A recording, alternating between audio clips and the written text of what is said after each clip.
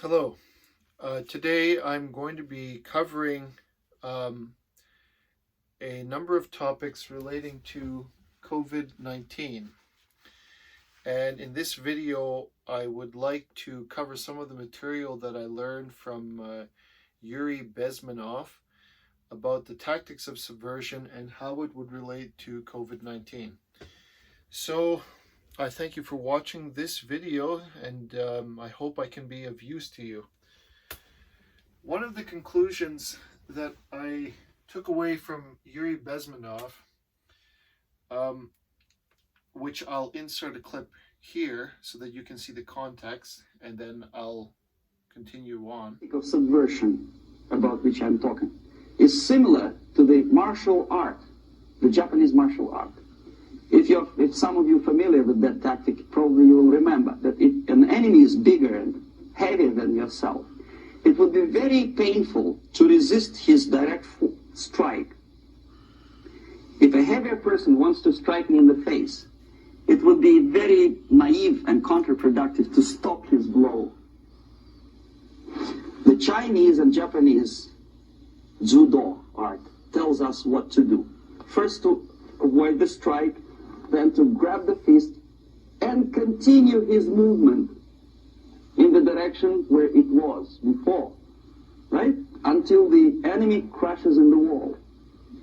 You see? So, what happens here? The target country obviously does something wrong. If it's a free democratic society, there are many different movements within the society. There are obviously, in every society, there are people who are against this society. They may be simple criminals, ideologically in disagreement with the state policy, conscientious enemies, simply psychotic personalities who are against anything, right? And finally, there are a small group of agents of a foreign nation, bought, subverted, recruited, right? The moment all these movements will be directed in one direction, right? This is the time to catch that movement and to continue it until the movement forces the whole society into collapse, into crisis, right? So that's exactly the martial art tactic. We don't stop an enemy. We let him go. We help him to go in the direction we want them to go, okay? So, now that we've seen that video, you know that YURI talked about society being pulled in many directions.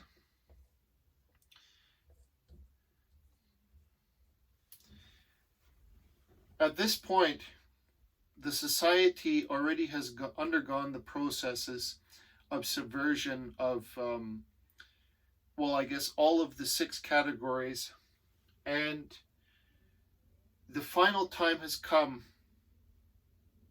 for the final blow to be made. This is after the indoctrination of 15 to 25 years.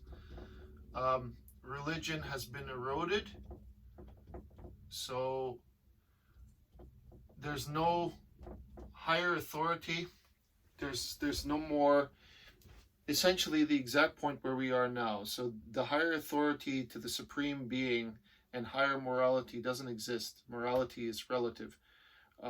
We're so confused.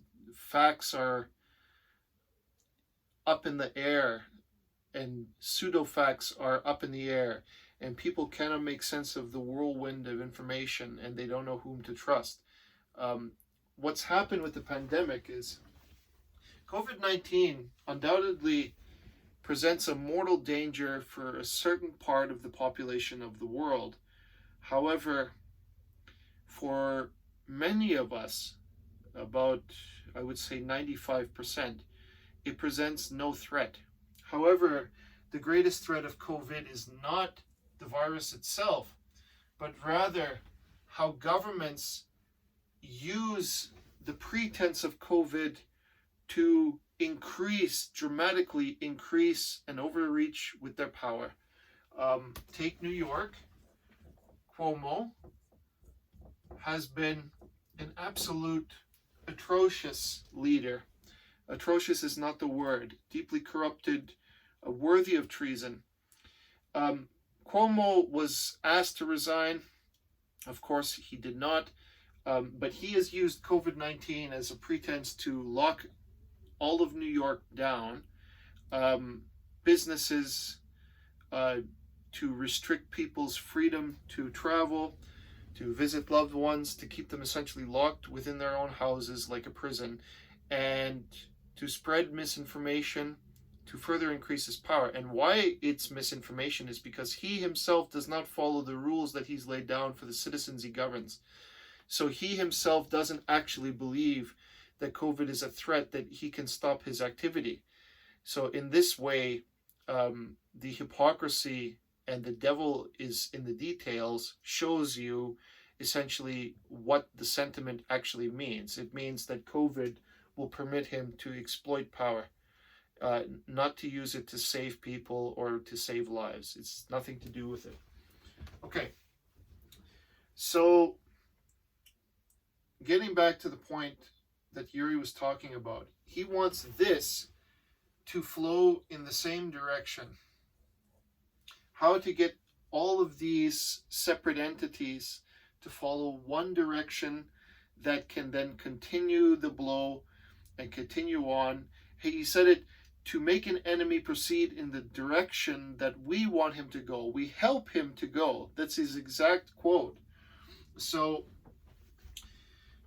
the KGB, when they're trying to prepare, or they are preparing for the final blow, they want to create the situation where all of these will follow the same course. And we are now in that final blow, COVID-19. This is how essentially they got everybody to focus on one thing, to disable everyone. I have a prediction. COVID will never go away. The lockdowns will not officially end. They'll stretch this thing as long as they can do it, and they'll keep increasing their power. And the Chinese, whom are behind the blow, they will continue releasing new virus strains in order to keep the world crippled and under their control. In the meantime, the secret agents all over the world to try to help destabilize and create more chaos. You might notice that nobody is trying to hold China to account. Biden never talks about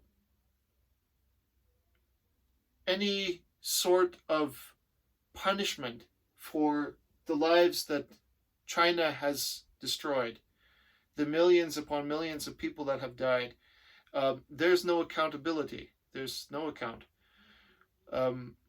So you have to ask the question, what consequence does China suffer for introducing this virus, concealing this virus while it was still a containable situation, I might argue?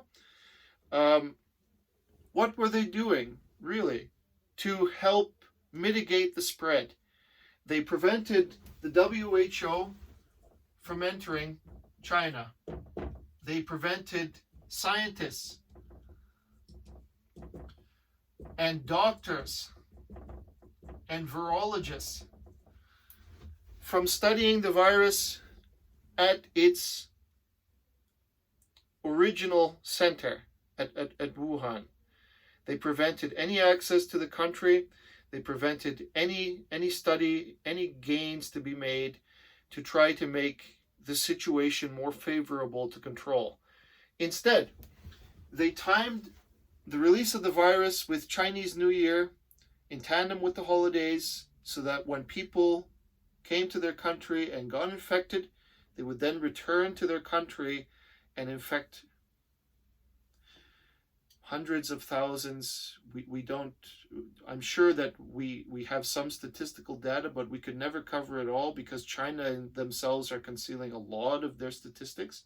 So we don't actually have an accurate count of how many victims that we have. We have in other countries, but I maintain that China lied about all of their data. Now, The WHO also parroted what China told them to say. And the reason we know that is because Dr. Li and the doctors, especially this example, the doctors from Taiwan, who warned of the effects of the virus, I think, as early as December 2019. And it might have been January, but I think it was December. They warned of the effects of COVID. They warned about the easy transmission and the contagious nature of that virus, to which they were ignored because China doesn't recognize Taiwan as its own independent country. And the WHO essentially ignored the information, and the information was suppressed, and it was not released until it was too late. By then, the virus had already spread all over the world.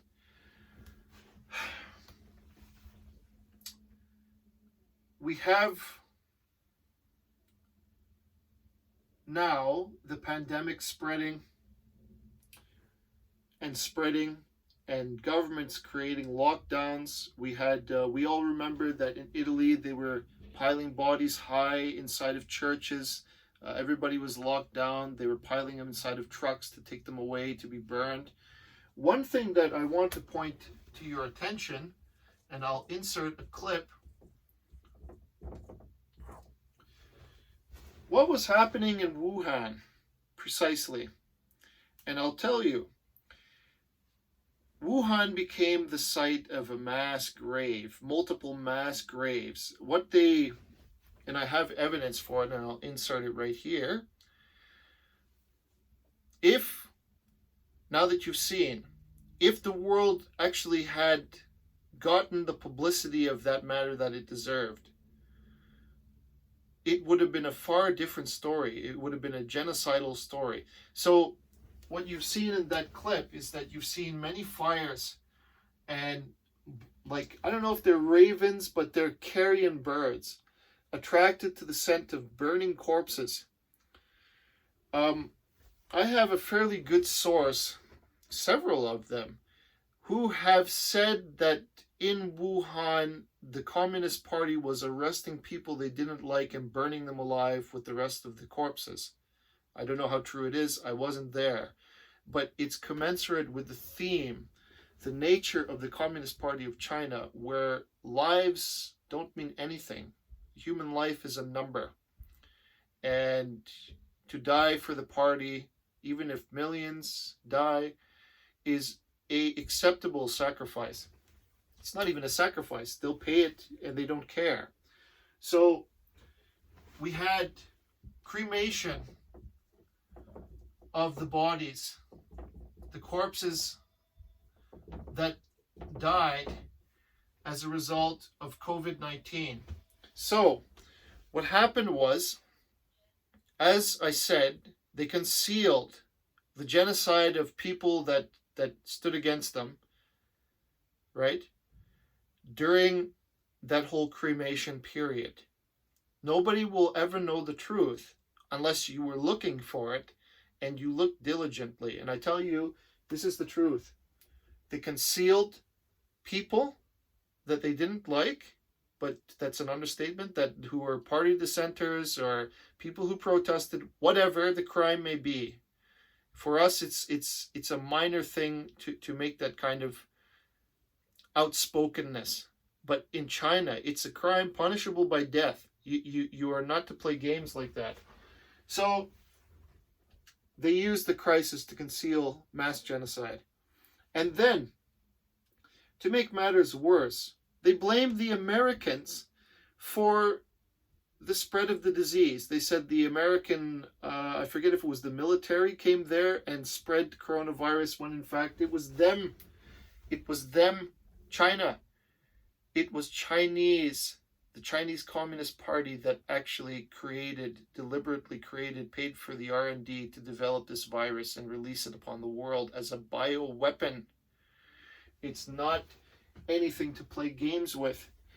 And Biological warfare has been around for years and years and years, maybe centuries. But if you study the official narrative of the United States, you'll know that they're already under attack, and I would say about 75% subverted, almost completely subverted. And the reason I make that claim is they're already at the point that YURI was talking about a foreign invasion. So in this context, you can't look at it as like, it is a literal invasion, but it's an invasion created by sleeper agents, created by people that are predisposed to communism. Like, what they discovered is that there was a lot of Americans, after they indoctrinated and educated a generation of students who were predisposed to Marxist Marxist ideology. And the postmodernists, I don't know if they realize it or not. Maybe they do, since they also like Marx. And I'm generalizing, but that's irrelevant. If you're in for that whole postmodernist idea, then you know how bad the corruption goes. It's radicalized. Anyway, they found many, many willing people that were willing to compromise themselves, to go into the Confucius institutes, to be indoctrinated. All of these Confucius institutes that were present on American universities. We have Confucius institutes here in Canada as well. So people are being indoctrinated left, right, and center. People, despite the massive genocidal crimes of the Communist Party of China, even our foolish Prime Minister Trudeau sings praises to China.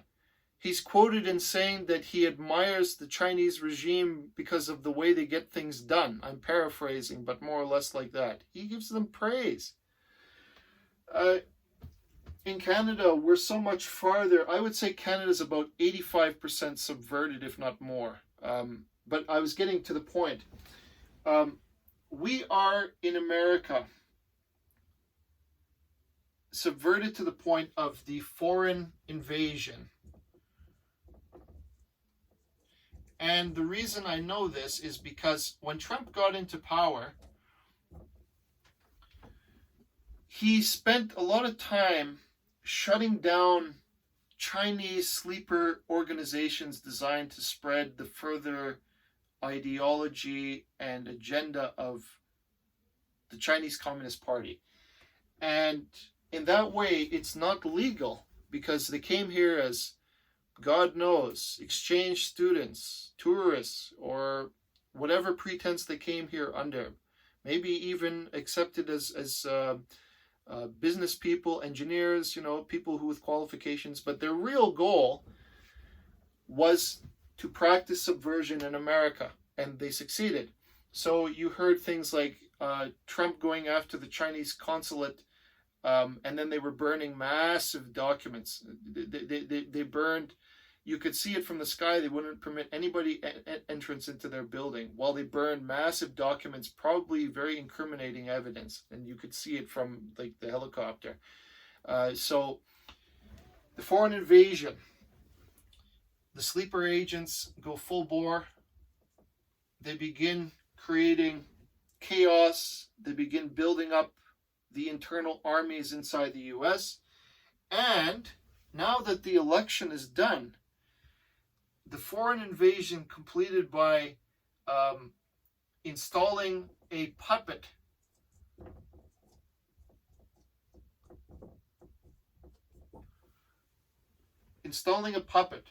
Who is the puppet?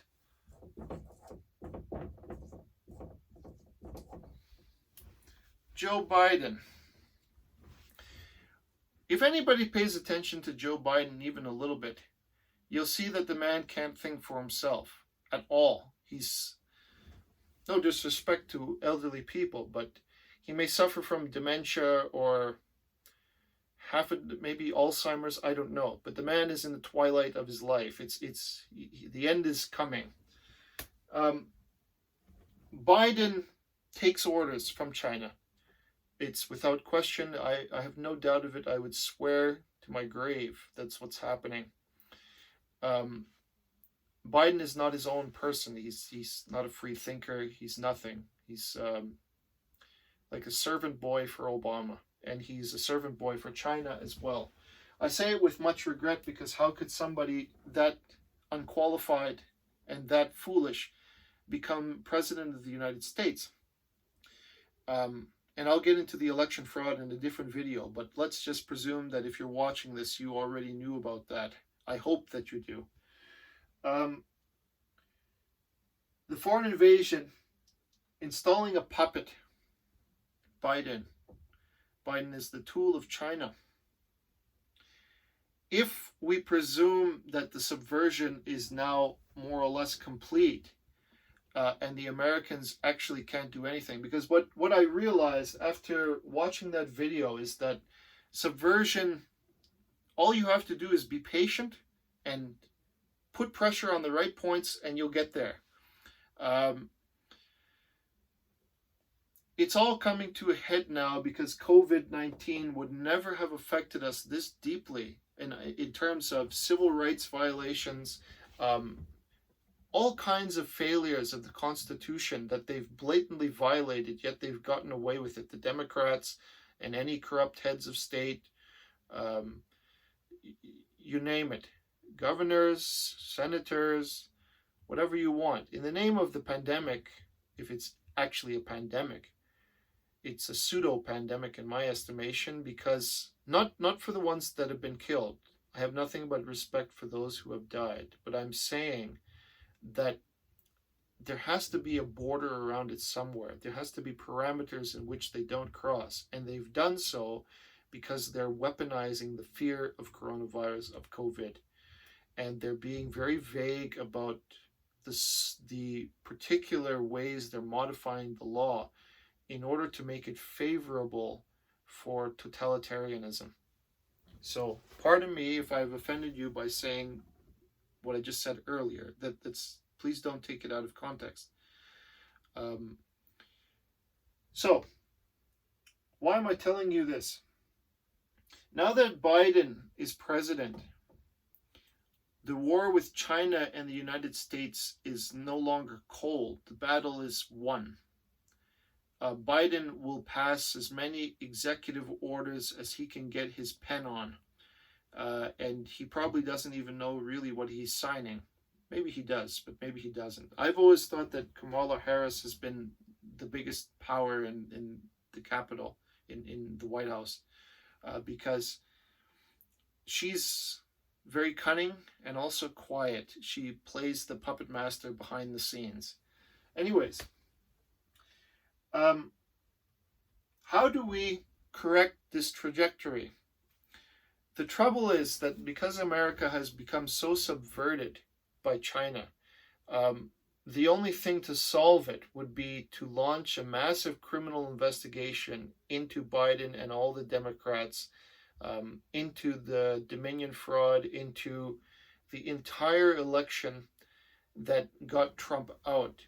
And I don't think Trump is naive, but I think that his advisors advised him very poorly in the matter, because he had time to act, to arrest the criminals that were staging the coup, because what the mail-in voting fraud was a coup d'etat in disguise. So he should have recognized and delegitimized the election completely, because what choice do you have?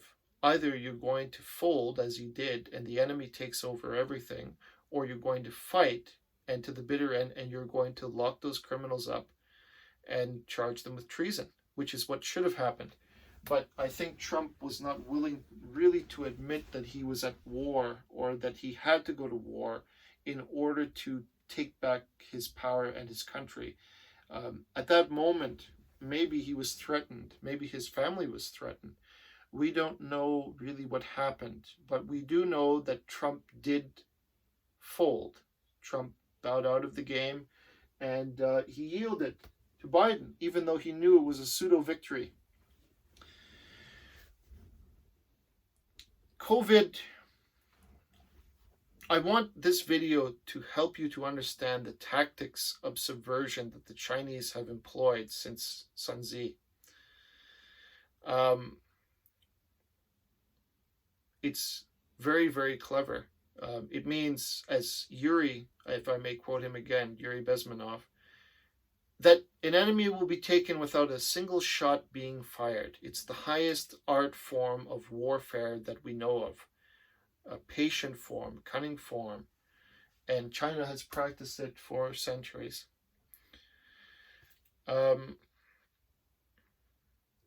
There's nothing that can be done. There are many, many decent Americans, I'm sure, who know of the truth, but dare not speak of it for fear of losing their career, for fear of being attacked by the mob, and that is a real fear.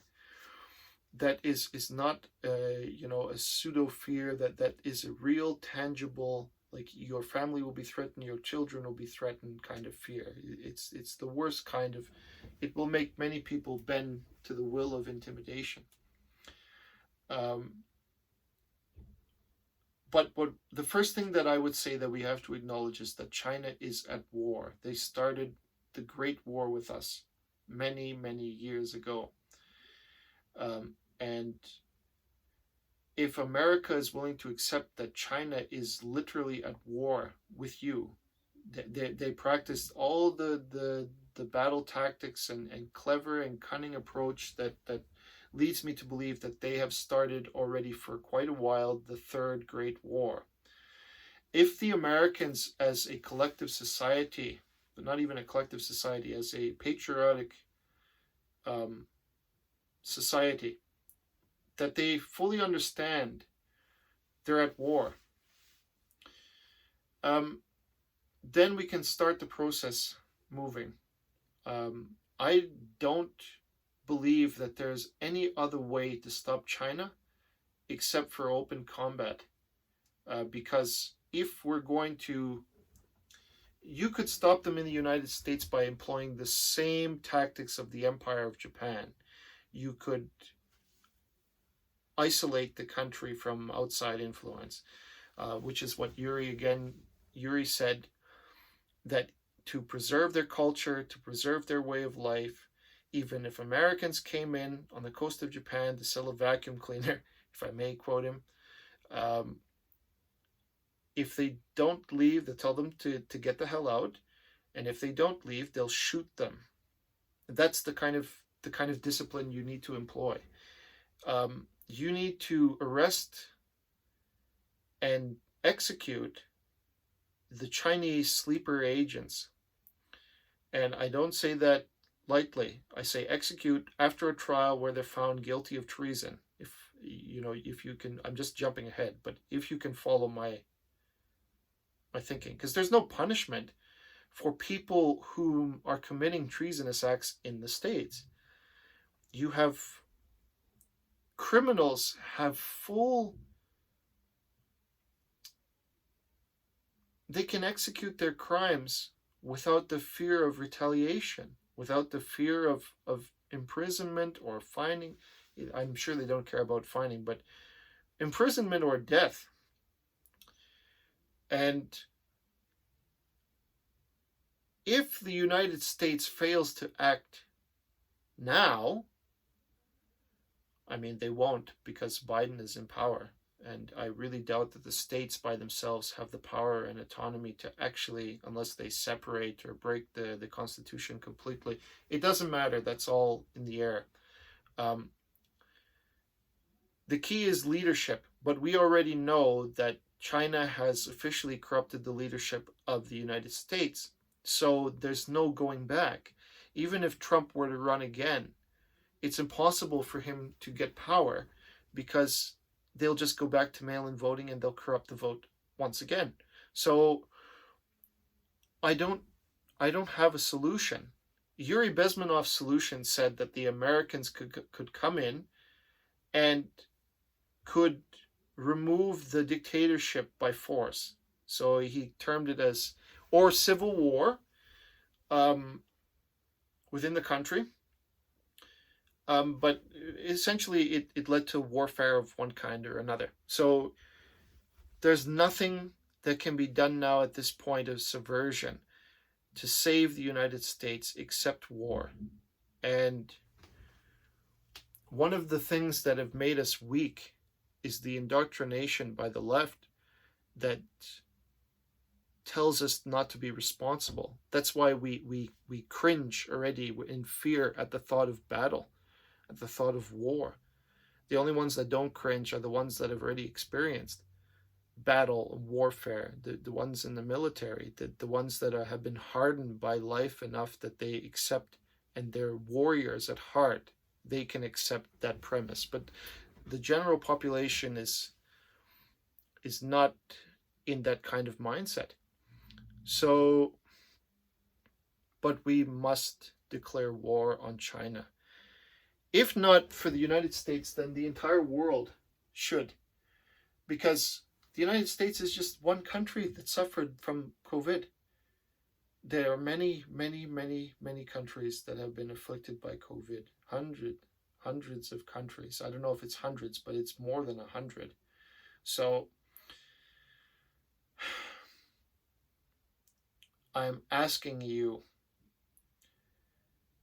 recognize the severity of the situation we're in.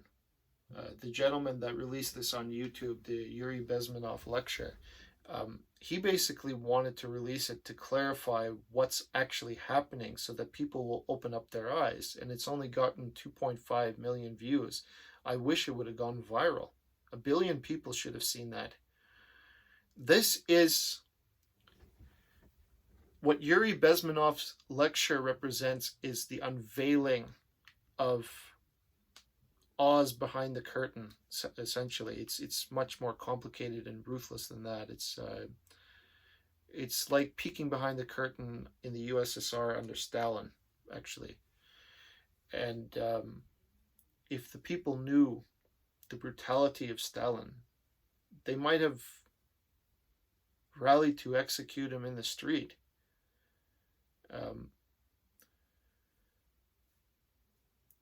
He and all the rest of the what communism, Mao, they stand as a cautionary tale to all of us, contemporary civilization, to go back in time and say, look, here's where we went wrong. Millions and millions, tens of millions of people have died. We don't know the accurate count because it's never been recorded. It's that bad. Human life was cheap. Nobody cares. You die for the ideology of Marx. Oh, and one other thing. The only thing that Yuri proposed, that I was shocked by this actually when he put it out. He put this notion, pardon me, I have to make some more room on the board. He put this notion up, and I'll conclude with this. In order to stop subversion, he asked the question, who is willing to die for this truth? 2 times 2 equals 4. And of course everybody in the room laughed and they said, well, nobody, it's nuts. Okay.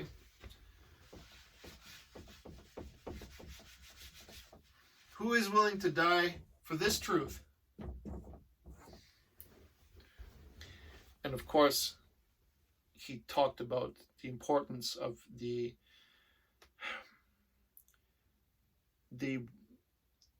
in societies that no longer believe this, the immediate consequence is collapse. They fail. Jordan Peterson said the exact same thing. He referred to the Madonna, the woman with the child. In societies that don't, I don't say idolize, but don't respect that ideal, this God, they collapse.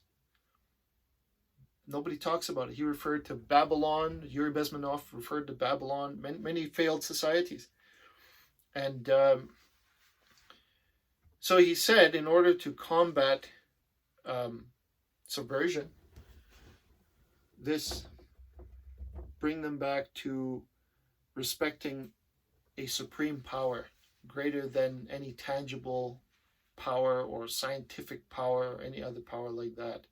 The reason that we were receptive to subversion is because we allow, through indoctrination, which was the first failure, because the schools are the ones to blame, in addition to the media and many other avenues where public opinion was formed.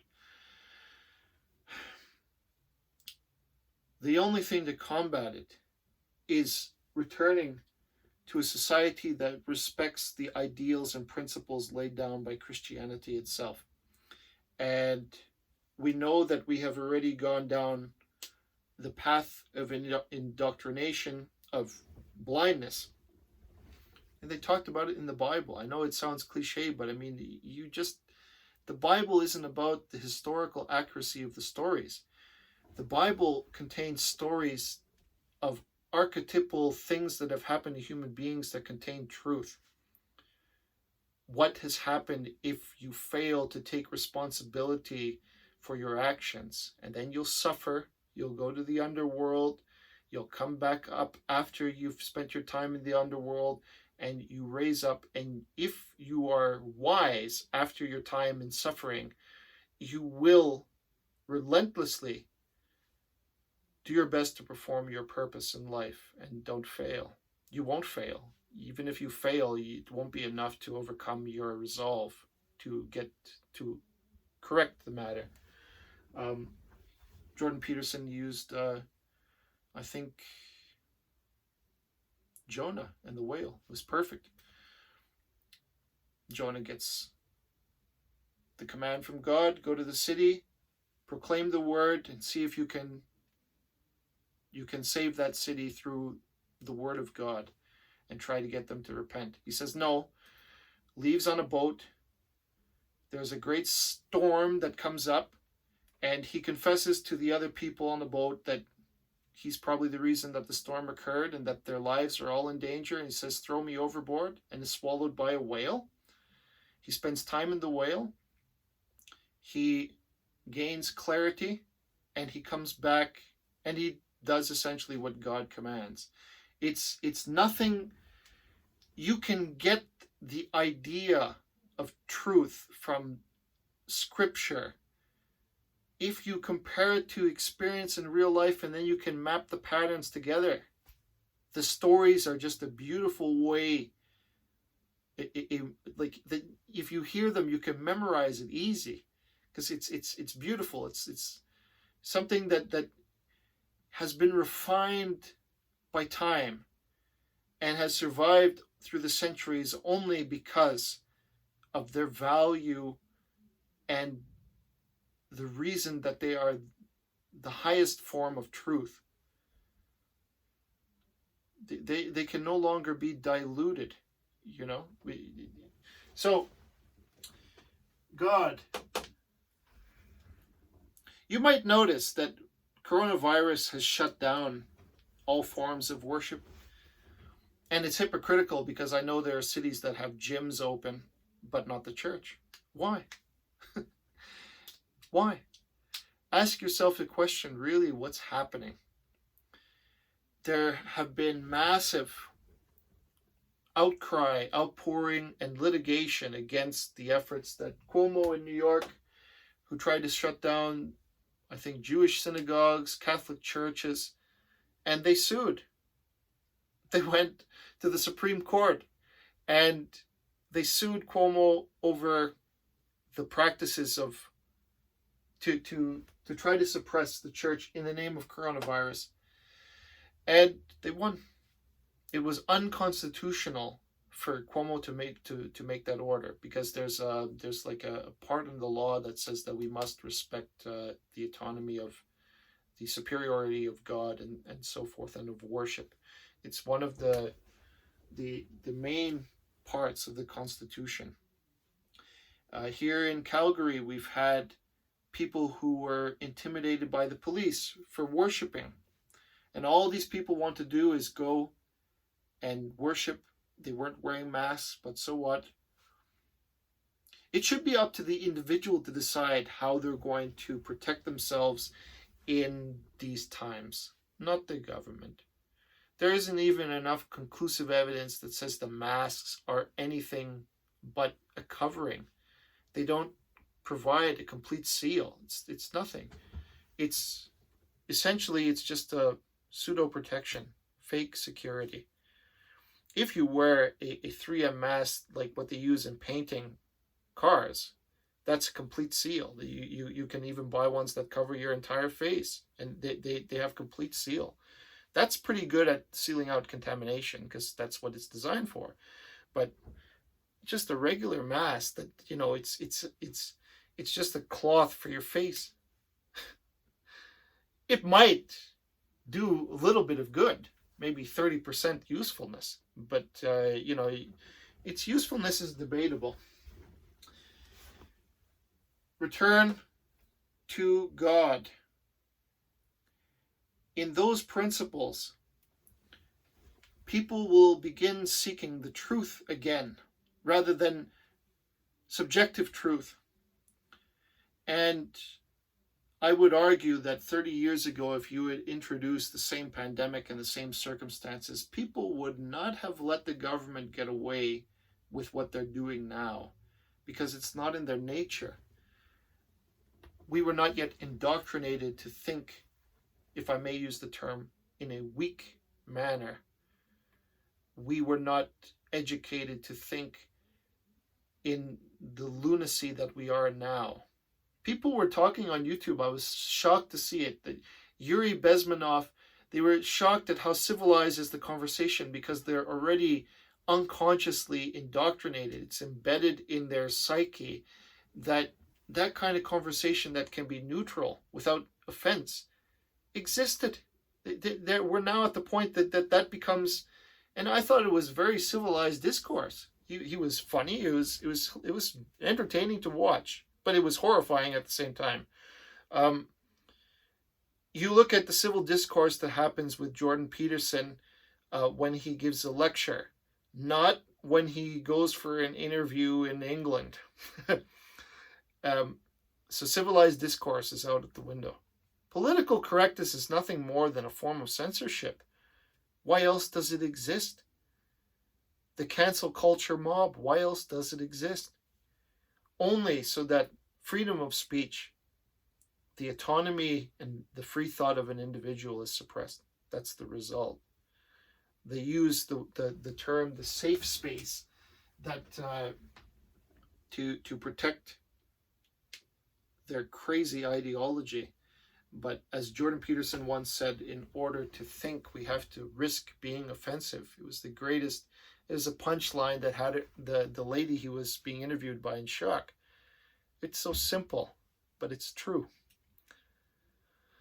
So I hope I've been of use to you. I fully expect that this video will probably be censored by YouTube,